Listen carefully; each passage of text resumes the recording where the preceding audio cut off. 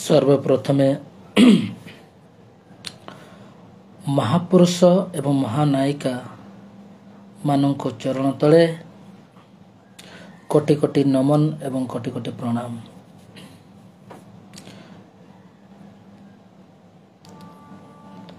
आपणों पाखरे दुई पदे मु कहिया पई जाउछि। सर्वप्रथमे मोर फेसबुक क्रांतिकारी साथी एवं फेसबुक माँ मौसी मानू समस्त को जय मूल्यवासी, जय संविधान, जय भारत एवं जय जुआर।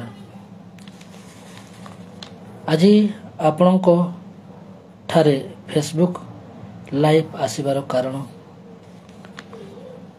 कहीं आवश्यक पड़ा मते फेसबुक माध्यम आपण मानक मु अवगत करवा एवं जनवा पाई। सर्वप्रथमे मु आपण को धन्यवाद करुछि। आसंता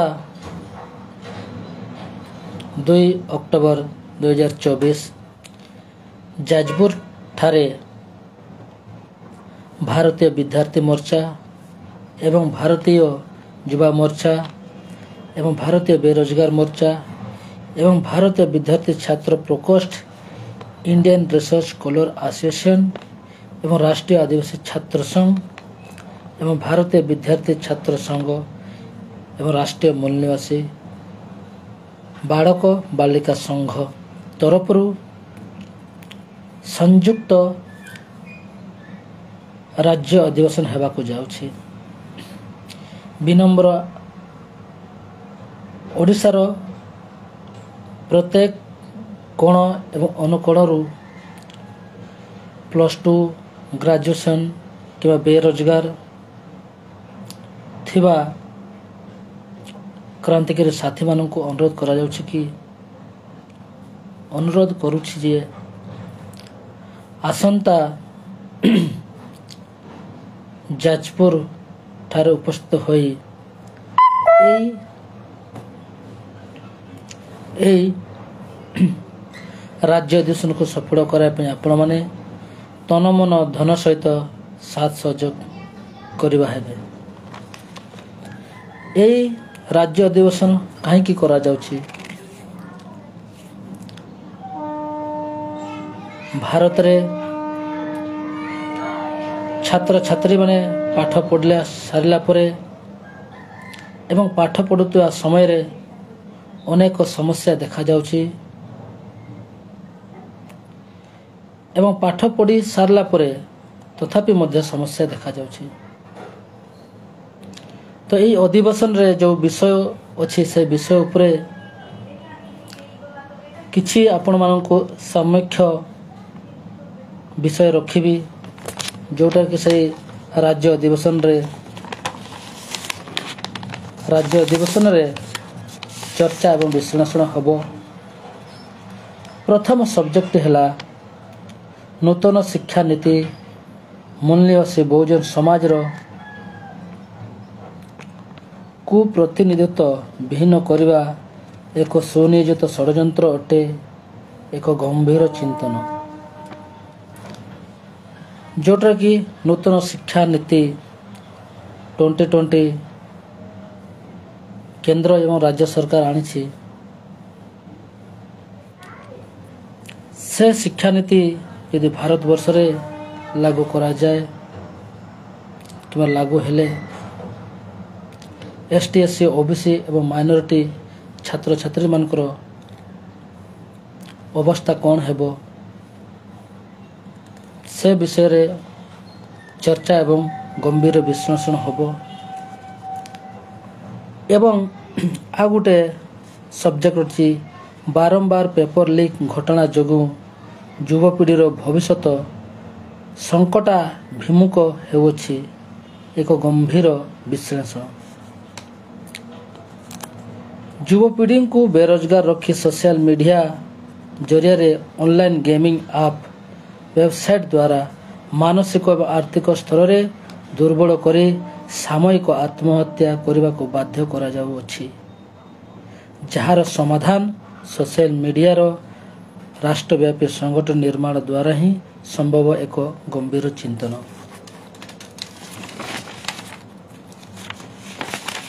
ଏବଂ କେନ୍ଦ୍ର ସରକାର ଓବିସିମାନଙ୍କର ଜାତି ଆଧାରିତ ଜନଗଣନା ନକରି ମଣ୍ଡଳ କମିଶନର ପ୍ରଭାବକୁ ସମାପ୍ତ କରିଦେଲେ ଏକ ଗମ୍ଭୀର ଚିନ୍ତନ।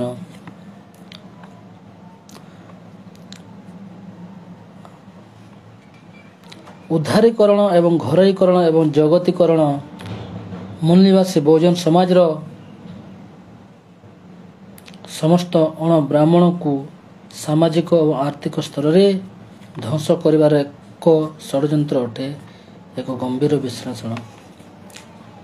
ଦେଶବ୍ୟାପୀ ବେରୋଜଗାର ଜନିତ ସମସ୍ୟା ନିର୍ମାଣ କରିବା, ଇଭିଏମ୍ ଇସ୍ୟୁରୁ ଧ୍ୟାନ ହଟାଇବାର ଶାସକ ଜାତିର ଏକ ସୁନିୟୋଜିତ ଷଡ଼ଯନ୍ତ୍ର ଅଟେ। ଏହି ଷଡ଼ଯନ୍ତ୍ର ପର୍ଦ୍ଦାଫାଶ ଏବଂ ଆଦିବାସୀମାନଙ୍କର ସମାପ୍ତ କରିବାର ଏକ ନିୟମ ଆଣିଛି 2023ରେ ଜଙ୍ଗଲ ସଂରକ୍ଷଣ ସଂଶୋଧନ ଅଧିନିୟମ 2023 ଲାଗୁ କରିବା, ଆଦିବାସୀମାନଙ୍କୁ ଜଳ ଜଙ୍ଗଲ ଜମି ଏବଂ ବାସଗୃହ ମାଲିକାନା ହକ୍ ଅଧିକାରରୁ ବଞ୍ଚିତ କରିବା ସହିତ ସେମାନଙ୍କର ଅସ୍ତିତ୍ୱ ସମାପ୍ତ କରିବାର ଏକ ସୁନିୟୋଜିତ ଷଡ଼ଯନ୍ତ୍ର ଅଟେ। ଏକ ଗମ୍ଭୀର ବିଶ୍ଳେଷଣ। ତ ବନ୍ଧୁଗଣ ଏବଂ କ୍ରାନ୍ତିକାରୀ ସାଥୀମାନେ, ଆପଣମାନେ ତନ ମନ ଧନ ସହିତ ଏହି ରାଜ୍ୟ ଅଧିବେଶନକୁ ଆସନ୍ତୁ ଏବଂ ଆଜି ଯେଉଁ ବିଷୟଟା ଆପଣମାନଙ୍କୁ ମୁଁ କହିଲି ସେ ବିଷୟ ସେ ରାଜ୍ୟ ଅଧିବେଶନରେ ଆପଣମାନଙ୍କୁ ମିଳିପାରିବ। ଆପଣମାନେ ଆସନ୍ତୁ। Doctor B R. अम्बेडकर कहते शिक्षा वो शेरनी का दूध है जो पिएगा वो धाड़ेगा, किंतु आपण देखुंट शिक्षार अवस्था धीरे धीरे तली तलांत अवस्था आड़ को गति करुछि।